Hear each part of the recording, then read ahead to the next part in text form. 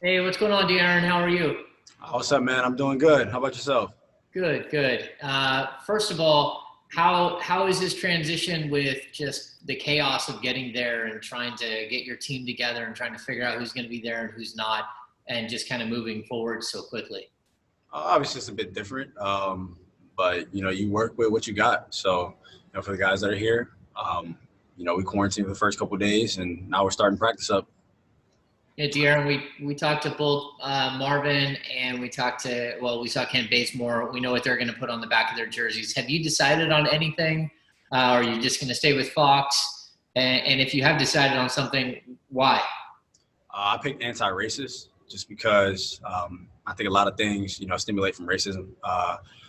Bays was talking about, the education reform and things like that. And I think it all, either is racism, blatant racism, or systematic racism. So that's why I picked anti-racist for my jersey. I think it touches a lot of bases. All right, we'll go to Sean Cunningham. Hey, De'Aaron, how's it going? Good to see you. You took. Oh well, I don't see you, but Yeah, all good, all good. I was curious, since you got on the topic, first of two questions really, since you got on the topic of the jersey. There were 17 players that chose not to do it, and obviously LeBron is getting a lot of headlines today as being one of them who chose not to. Me, I didn't see that. Yeah. I was just curious though. I know the list wasn't terribly long and there had been some criticisms of that, but you obviously landed on the one you did. Was there any reservations about doing it? Obviously you found one that you liked. Just what did you think of the list overall, and collaboratively when you're speaking to maybe some of your teammates, how did you think they kind of digested some of that? I've seen guys talk about the list, but I didn't have much of an opinion on the list. I saw the anti-racist one. I kind of thought about it, and there were some things that I pulled from it. So that's why I picked that one. I didn't really judge the list as a whole. And my second question, couldn't help but think about you when you got into Orlando because of just the gamer in you. And I'm just curious if the Wi-Fi setup and all that was conducive enough for proper gaming in the bubble. Yeah, they said they boosted it 3 times what it was. So, but I've got a few lags, but it's all right. I mean, it's better than you would expect. So, plus a lot of guys are on it. So, but it's cool. It's good. All right, we'll go to Jason Jones. Hey, what's going on, man? What's good? Not much, man. You look like you about 9 years old with that haircut. I'm still getting used to it. And my chin hair's starting to grow a little bit, man. I'm starting to. Yeah, just one other thing about the social justice in the jersey. You're outspoken, whether it be with criticism of the team and also in the social justice area now. Where did you get that from? Where did that come from in you, where you just have no filter when it comes to speaking your mind about whatever you see? If anybody's ever met my dad, then you'll know where it came from. So I think those are a couple qualities that I pulled from him. But I think a lot of the times I say what needs to be heard. I don't feel like I'm stepping on any toes or anything like that. So if it offends you, then probably a part of the problem.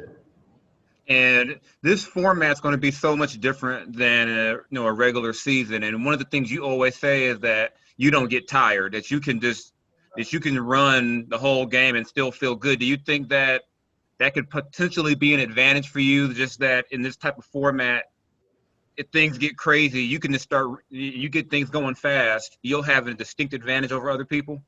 For sure. I think right now because some guys feed off energy from the crowd or things like that. Right now is you got to bring it all yourself. There's no crowd.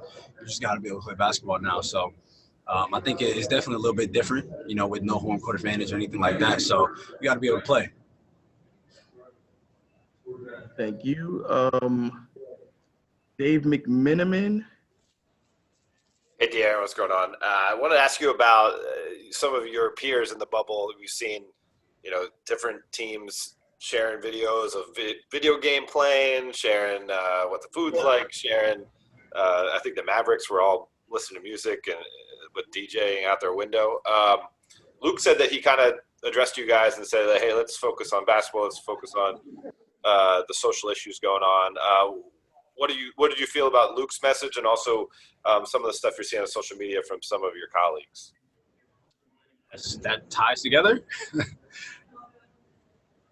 Does that tie together? Like, What does your question? My question, like, yeah. The question, like, I mean, like, you can focus on, the social justice stuff while, hanging out with your teammates and, doing other stuff. I just thought that, like, that's two totally different things. So I didn't know how to answer that. Oh, I mean, I was just taking Luke's answer to my question and kind of bringing it to you, but that's fair. He said that, of course, guys can have fun, but we want to focused on. You're off the court for most of the day. You know what I'm saying? Like, you're not going to sit there the entire time and think about social justice issues. You're going to want to have fun, enjoy yourself, while we're here. So, there's a time and place for everything. There's a Twitter account, I think, called NBA Bubble Life that has already 25,000 followers, and it's just taking all the videos of what everyone's posting. Have you noticed that, or are you paying attention to see what other guys are doing to have fun down there? I don't think I've seen that page. I've actually seen the WNBA page, but I've seen some guys, gaming setups and food and things like that. Cool. Thank you. Jason Anderson. De'Aaron, good to see you, man. Is this a good opportunity for you guys to bond, or could it be, given that you're going to be there for, a period of several weeks together, or does it feel like maybe you're going to be isolated a little too much right now? No, once we got off quarantine, you basically do what you want while on campus. So it's definitely a good time that guys are bonding. Yesterday after practice, guys are playing like a little ping pong tournament. So, you definitely got a lot of time on your hands. It's not like you're going home. So, you probably don't want to be alone all day, or have to be on the phone all day long. So guys are definitely hanging out a bit more. Yeah. Does this feel like like growing up AAU tournaments, or some kind of summer camp almost? Yeah, it feels just like a camp. It feels entirely like a camp. Like, I was walking through the hotel and I saw Kelly, someone I played AAU with. So, and we're just talking about it. Like, that's literally what it feels like. We'll go to Sabrina Merchant. Hey, De'Aaron. First of all, who's good at ping pong on the Kings? Yogi beat me, Rico, and Bogey yesterday, but he all right. I shouldn't have lost, but those four for sure are good. Joel, who's on our medical staff, is good. So those are the guys that were playing yesterday. And then just, after 2 days of practice, has anything really stood out to you from your teammates in terms of anyone's conditioning or how they've worked on their game over the last 4 months? You can tell guys have been working. Other than that, just a few wrinkles in plays, and guys are catching on fast. It's all about, like, gelling together right now. Gelling together as quickly as possible again. That's what these first 2 days have been about. All right, last one, Fox. G-Man. Yeah, De'Aaron, I'm curious about the challenge of an 8-game possible play-in to get into the playoffs. What do you consider the biggest challenge, even though I know we're still more than a couple of weeks away from game number 1? I just think that, you got to hit the ground running. Obviously we started the season pretty slow, and, we stepped our game up. But here, there's none of that. You can't start off slow. If you start off slow, then, it's over for the position that we're in. So it's about hitting the ground running and trying to maintain. And in terms of playing defense, and somebody was touching on your youthful energy a while ago and your quickness. It's great on the offensive end.